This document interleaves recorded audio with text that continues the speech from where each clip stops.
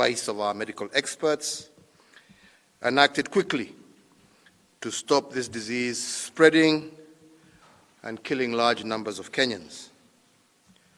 Indeed, at the beginning of the pandemic, our medical experts had estimated that if we had not taken action, they had projected 10,000 people would have been infected by the end of April.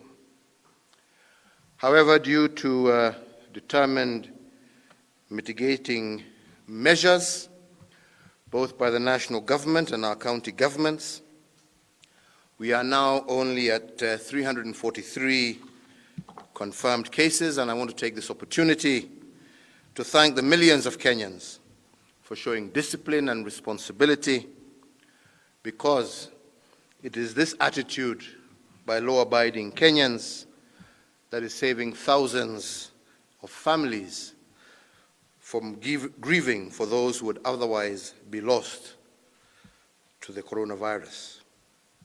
Indeed, on behalf of a grateful nation, I also take this opportunity to extend our appreciation and thanks to the many thousands of health and security officials standing on the front lines against this most formidable foe. Indeed, while we continue to mourn the 14 who have succumbed to the disease, we also celebrate the 98 recoveries that we have seen so far. I am encouraged by the progress we have made, but I wish to remind Kenyans that we are yet to be victorious. And that is the reason why today I wish to announce the following additional measures. In accordance to the advice given to me by the National Emergency Response Committee on the coronavirus pandemic, the National Security Council has sanctioned the following additional measures to protect lives and to protect our country. That the cessation of movement into and out of the Nairobi metropolitan area and the counties of Kilifi, Kwale, and Mombasa that are currently in force shall be extended for a further containment period of 21 days. That the nationwide dusk to dawn curfew that is currently in force shall also be extended for a further period of 21 days. And to ensure that porous borders and security threats do not compromise our response to this pandemic, the security services will upgrade their alert and response measures in every border area. Additionally, the counties of Mandera, Kilifi, Kwale, and Mombasa have registered through their governors an increase in cases of infection and have reported this. And today we say that if this worrying trend does not reverse, more stringent measures will be taken in consultation with the respective county governments. I will continue to use the best scientific and medical advice to calibrate our response as a nation, and we shall escalate, or for that matter, de-escalate, on the basis of how vulnerable we are to large-scale infection. Key to making these determinations is our progress with targeted mass testing, and we are working hard to overcome the greatly constrained global supplies of testing equipment in order for us to expand our capabilities nationwide. Fellow Kenyans, I am indeed profoundly conscious of the economic and livelihood distress many Kenyans are feeling at this particular moment. And this is why we are going to continue to roll out initiatives that offer relief, particularly to our youth and our families in distress. The next initiative, of which will commence on Wednesday, the 29th of April, is an initiative that we're calling the National Hygiene Program. And I believe that this is an initiative that will create jobs while making our environments healthier. The first phase of the National Hygiene Program for the next 30 days will employ some 26,148 workers and eventually grow to over 100,000 young people across the country. This added to the already existing 108,000 vulnerable households that are presently receiving direct cash grants, and the 8 billion Kenya shillings that our senior citizen program and vulnerable families are getting, which I believe will continue to offer tangible relief to the most needy in our society. The inaugural cluster of employment in the program that I have just announced, the National Hygiene Program, will involve residents in 23 informal settlements across 7 of the most affected counties. To demonstrate the principles of this approach, the making of face masks will be undertaken by 4,048 tailors residing in these settlements, and for their neighborhoods, they will make up to 250,000 masks per day. This intervention, I believe, stimulates the local economy while advancing the war against coronavirus. We have also decided to move in phases to ensure that those being employed work under proper health standards and protocols that will help us limit the rate of infection. Indeed, as we get better and more practiced at implementing work protocols, we will increase the amount and number of people employed. As this phase is rolled out from this Wednesday, phase 2 will be getting prepared. Its scale will be much greater, and its area of focus will be nationwide. Additionally, there are already aspects of the post-coronavirus economic recovery plan that we are progressively rolling out.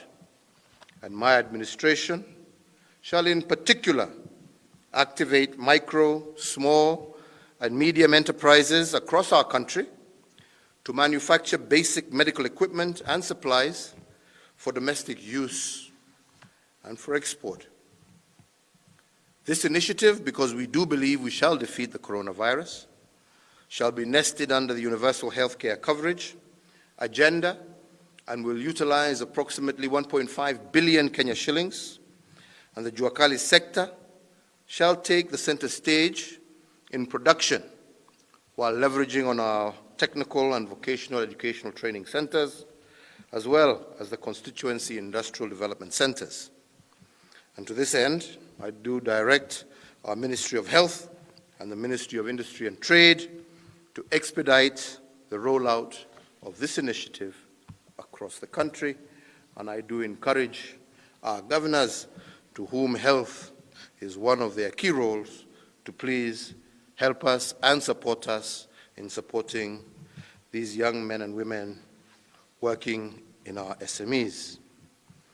Our victory will come from a whole-of-society approach to fight this virus, and this includes our individual and collective acts of solidarity with others, as individuals, as I said, as institutions, but also as a country. Indeed, I want to reaffirm today that I have spoken to most of our development partners across the world, and I have found a very positive response. In the next couple of weeks, I believe that we shall have billions of shillings that will be added through our own initiatives as well as our development partners, and these will be added to some of these initiatives that I have announced today to offer direct relief to Kenyans. And I want to thank each and every partner for their solidarity and willingness to listen and to respond to our proposals. In the same breath, I would also like to express my heartfelt thanks to our National Assembly for rising to the challenge and seeing the merit to approve the tax measures that my administration had prepared. And I want to thank our legislators, and we will now ensure that employees have more of their earnings available for them to spend, and that also that we reduce the corporate tax burden as an incentive to business enterprises, and I expect these measures to complement all the other measures that the government has and is taking to minimize the negative impact of the coronavirus on the economy and on the welfare of ordinary mwananchi.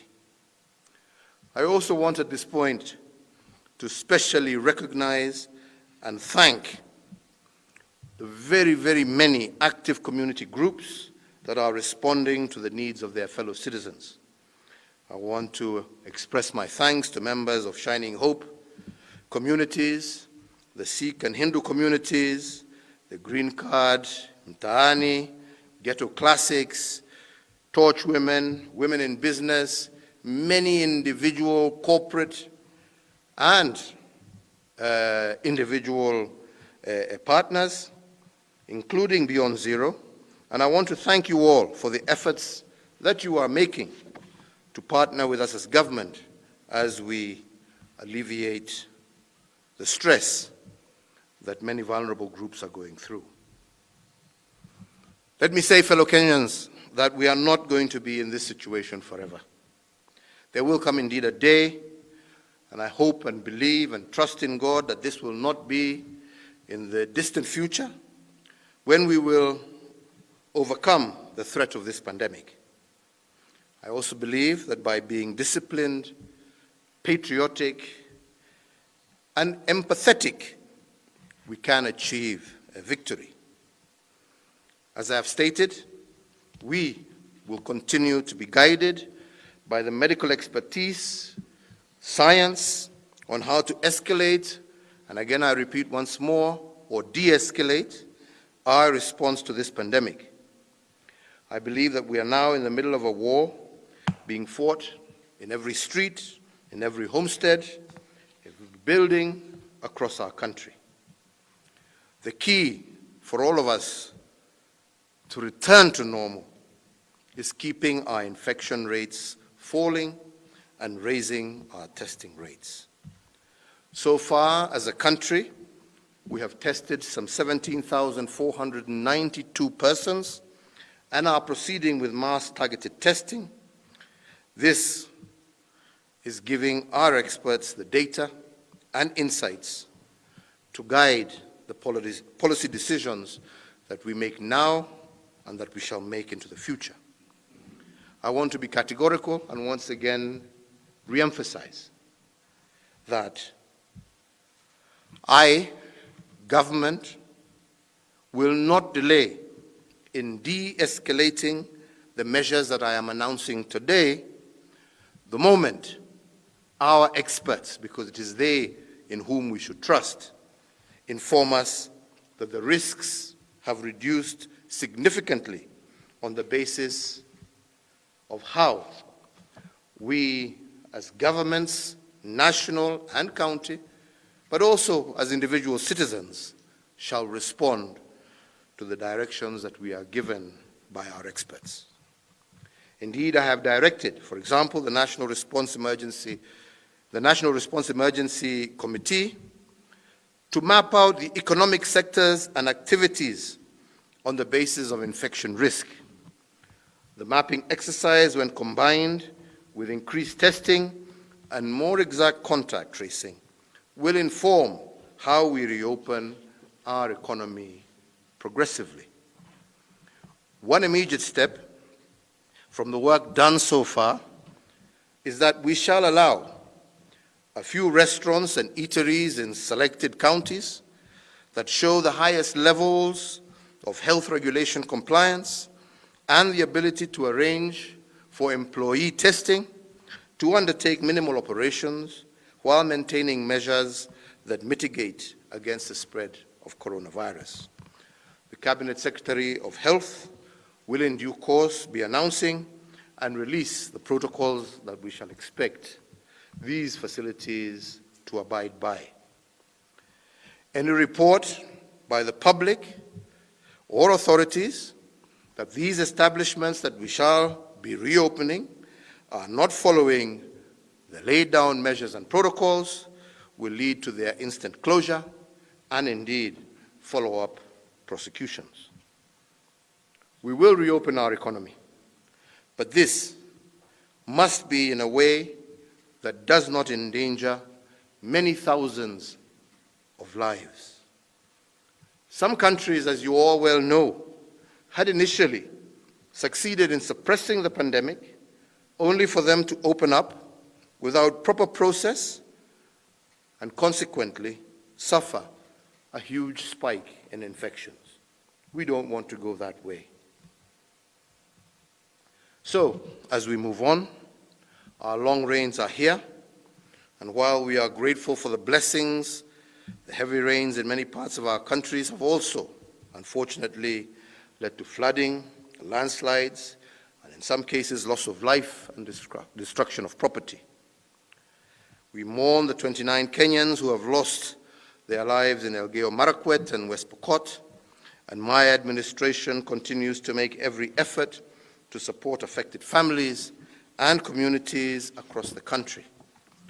We continue to warn our fellow Kenyans that coming out of last year, where the rains were still very heavy, and now are heavy once again, the risk of flooding, the risk of mudslides are increasing, and I would request and really plead with all Kenyans to follow the advice that is coming from the Ministry of Interior, that is coming from our meteorological people, that please let us move to higher ground, let us move from areas that have the potential of creating havoc, areas of Tana River, areas of Kitui, parts of Makueni, parts of Murang'a and Kiambu, Elgeyo Marakwet, areas like West Pokot, areas in Nyando, and other such areas prone to flooding. I do request that our citizens work with civil administration to ensure that we move to safer ground and remove ourselves from the risk of the danger that may be posed by these heavy rains. We, on our part, have mobilized the deployment of resources, including rescue personnel from our various security and humanitarian agencies, covering the Kenya Defense Forces, the National Police Service, the Ministry of Special Programs, amongst other agencies, to assist in these affected regions so as to provide emergency response, mitigation, as well as preventative action.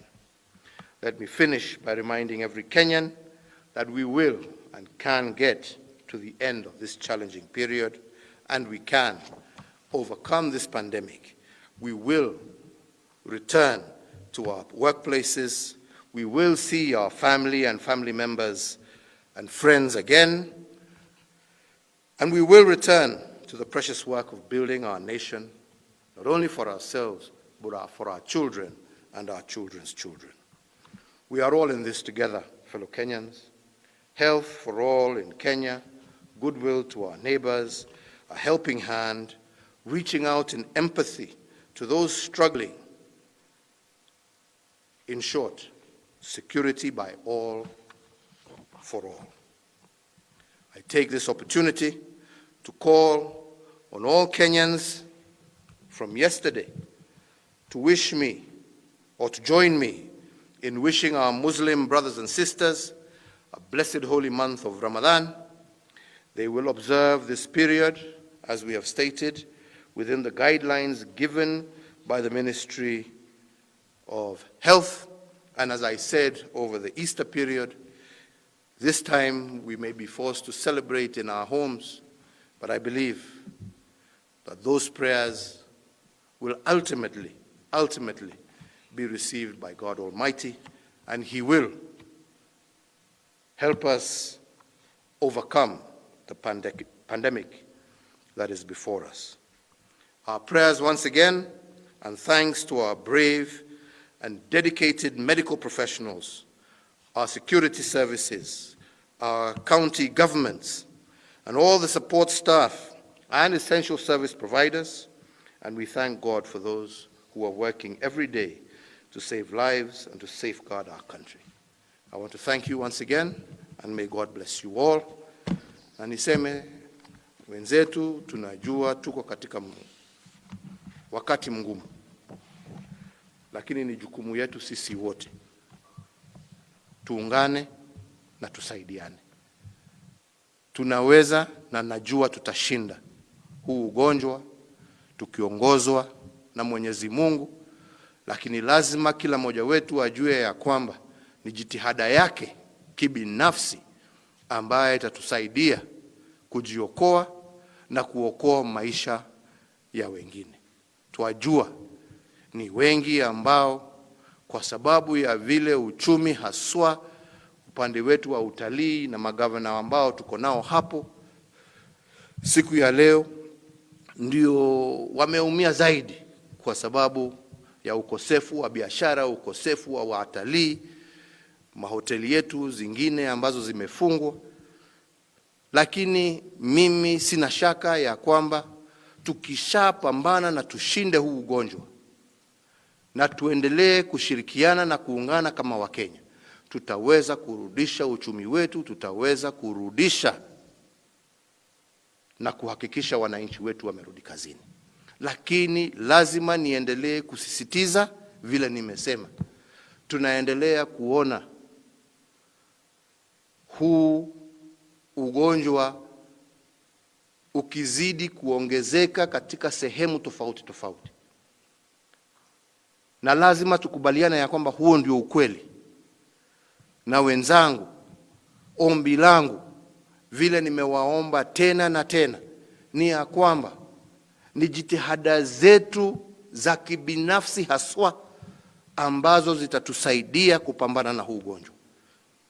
Tuataka uchumi wetu uanze kufanya kazi tena, lakini wale wachache ambao wametoa for example ugonjwa huu hapa Nairobi, wamepeleka mpaka Mandera. Mandera sasa tumefunga. Kwa nini? Sio kwa sababu ugonjwa ulitoka Mandera. Ugonjwa umetoka hapa Nairobi kulingana na wale ambao walikosa kutii ile amri ambaye tulikuwa tumeweka. Jameni, hatutaki kuona hii ugonjwa ukienea sehemu zingine kwa sababu ya ukosefu wa nidhamu na heshima kwa Mkenya mwenzako, wa ule ambaye anajua ya kwamba anatembea na ugonjwa na anahatarisha maisha ya mwenzake. Kwa hivyo, Wakenya, tuungane na tutaendelea vile nimesema kulingana na ile nidhamu sisi wenyewe tutaweka. Tutaendelea kuona kwa sababu hatutaki kuongeza vikwazo, lakini kama itakuwa lazima tuongeze vikwazo tutaongeza. Lakini nia yangu na ombi langu, na najua ombi la Wakenya wengi, ni ya kwamba tunataka kupunguza yale masharti ambayo yako, kwa sababu sisi wenyewe tumetii maagizo yale ambayo tumepatiwa na Wizara ya Afya, na ndio tupunguze huu ugonjwa na tuweze tena kurudi maisha yetu ya kawaida. Kama serikali haswa katika hizo counties ambazo sasa zimefungwa sana, tutaendelea vile nimesema kuona ni kwa njia gani tutasaidia zile family ambazo zimeathirika zaidi. Tutaendelea kuona ni programs zipi ambazo tutaweza kubadilisha za serikali, ndio kama hiyo nimesema, hiyo hygiene program ambayo tunataka kuweka katika mitaa yetu, kwa sababu tunataka wananchi wetu waweze kuwa wako na kazi ambao wanafanya, haswa wale ambao wameathirika zaidi. Vile nimesema, wale ambao wanafanya kazi kwa mikahawa na kwingine, ni kwa njia gani tutaweza tuwasaidie, watusaidie kusafisha masoko, watusaidie kutengeneza drainage na barabara na mambo mengine, at least tuweze kupata riski ya kila siku wakati tunagojea uchumi wetu wa kikawaida urudi. Kwa hivyo nataka kuhimiza ya kwamba sisi kama serikali tutafanya lolote ambalo tuwaweza kulingana na hali yetu ya kiuchumi na hali yetu ya fedha. Lakini mwishowe hakuna kitu ambayo itatusaidia zaidi isipokuwa kuvaa mask kama hii, kuosha mikono, kuweka social distancing, ukikohoa ujifunge mapua. Mambo hayo serikali haiwezi kulazimisha. Ni wewe kama binadamu, ni wewe kama mwananchi ambaye waweza kutusaidia sisi wote wananchi milioni 40, sasa karibu na 6 na 7. Kwa hayo machache sitaki niongeze zaidi, lakini kwa sababu niko na wenzangu hapa magavana, ningependa niwaalike hapa pia waweze kusema machache kuhusu vile wenyewe tunasaidiana na vile wenyewe wanaonelea tuwaweza kufanya. Njoo hapa, waachana hapa, wacha kuja hapa. Njoo ndugu. Asante, Your Excellency. Let me say that tuko katika mtihani mkubwa ambaye Mwenyezi Mungu ametuletea. My message to all of us today, there is that much your government can do, and your government is doing. Lakini the fact of the matter is that if you looked at practices around the world, is that 90% of the responsibility lies with you.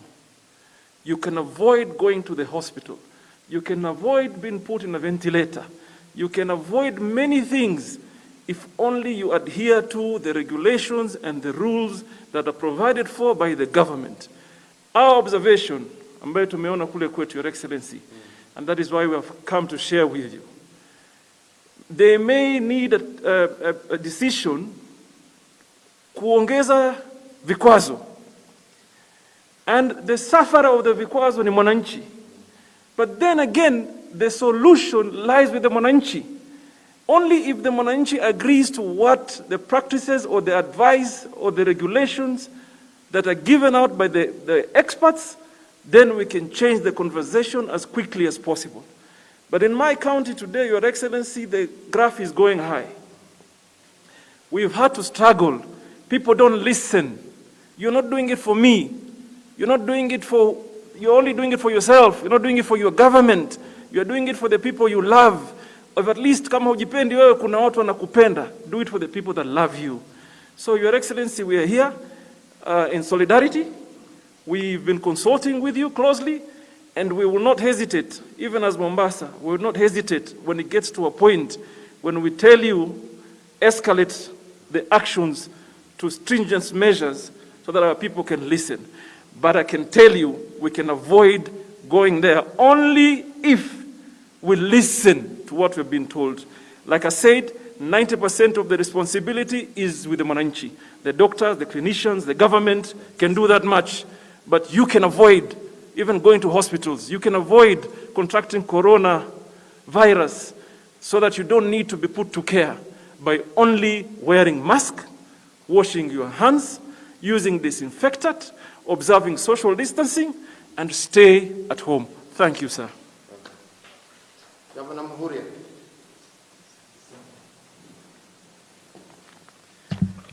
Asante sana, Your Excellency. Wakenya wenzangu, tuko katika vita dhidi ya virusi vya corona. Vita hivi havihitaji risasi wala bunduki wala guruneti wala kifaru.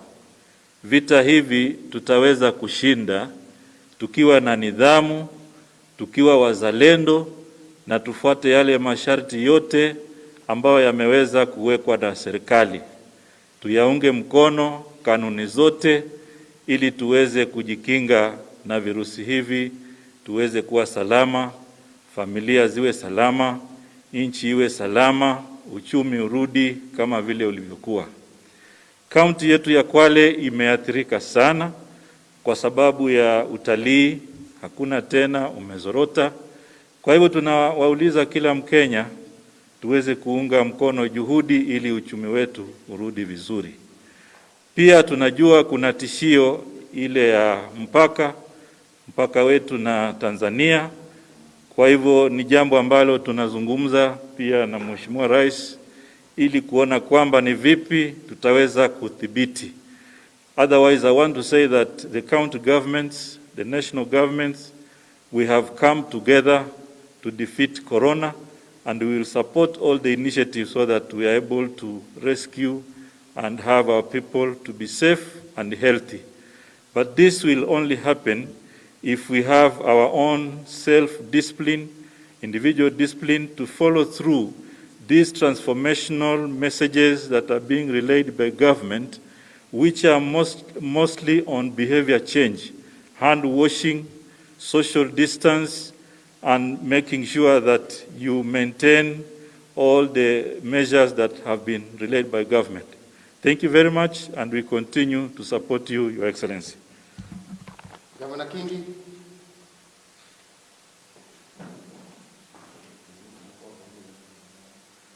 Asante Rais wetu.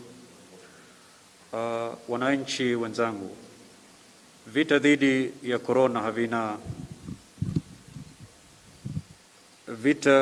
korona havina mtazamaji. Ikiwa vita hivi tutavishinda, ni lazima sote tuwe maaskari.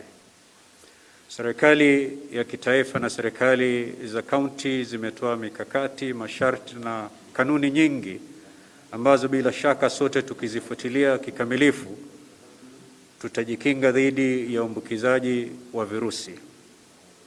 Kwa hivyo ni muhimu kwamba wananchi wote wawe na nidhamu ya kibinafsi. Chambilecho cha Waswahili wanasema kwamba unaweza kusukuma ng'ombe mpaka ifike kwa mto, lakini kunywa maji mtoni ng'ombe ni hiari yake.